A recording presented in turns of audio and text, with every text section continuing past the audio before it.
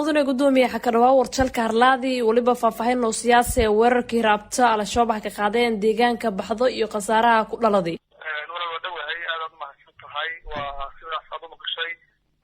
nimankii nabadiiska qawaarista ku soo qaaday weerar dagmada baxdo alxamdulillah ilaaha ku mahadsan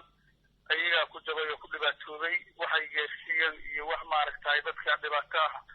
oo ay gaasiyeen malahan marka sidoo nimankuna waa niman iska maaragtay umada in ay nabadba ku iyo taydabayso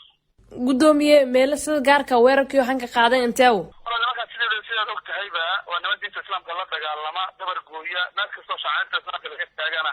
inta badan weerarada sayida dadka ku qaxiya ku dila saadweyn jaamica magaalada ku yaalay weerarka ugu badan ku qaadeen magaalada saddex jeey ka soo weerareen saddexdii jeey ku soo weerareenna halkaas ay weerarkoodii dadii saayidkii marka alxamdulillah ilaaha ku mahadsan dadka degmada ku noolay maaragtay dad aad iyo aad u dhigan ay diintoodii sharaftoodii karaamadooda difaacaan oo diyaarsan bay ahaayeen aad iyo aad bay uga hortageen alxamdulillah ilaaha ku mahadsan waa aad iyo aad nimankaas u jabay qasaaro guud ee ku dhaladay weerarkan raabtay oo ka qaadan Al.shabaab deegaanka baxdo inta la egi markii la fiiriyo qasaaraha deeri ciidamada dawladda iyo Al.shabaab ragii weerarka soo qaaday iyo dadka deegaanka hadii wala ku deereen walaalahay qasaaraha diyaad u fara badan baa gaaray meydadiga dhaawac iyo inta way xasaynayeen way garayeen laakiin dadka degmada gudihiisa jooga wax dhiba oo gaaray ma jiraan waxay yaraan oo badanayn oo waxay iska fudud batida runtii in la sheegan aan qofay laakiin istiro saddex qofooda marka alxamdulillah aad baa loogu wanaagsan meeshaas wax dhibaata qof ku dhibatana wax kale oo ilaa aad iyo aad wala way jiraan ciidamo fara badan baa yimid waana ku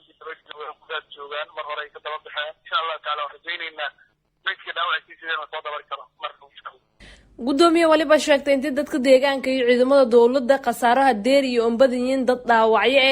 dhaawacyadaas isbitaalka deegaanka markii adeegyadiisa caafimaad la fiiriyo way ka dabiba koreen mas wali in baahan yihiin intii deegaano kale ama meel kale isbitaalka la weynka yaa lan qaada walaal dadkan waxa weeye dad u baahday in la qaado aymada jirin alxamdulillah ilaaha fadhiyay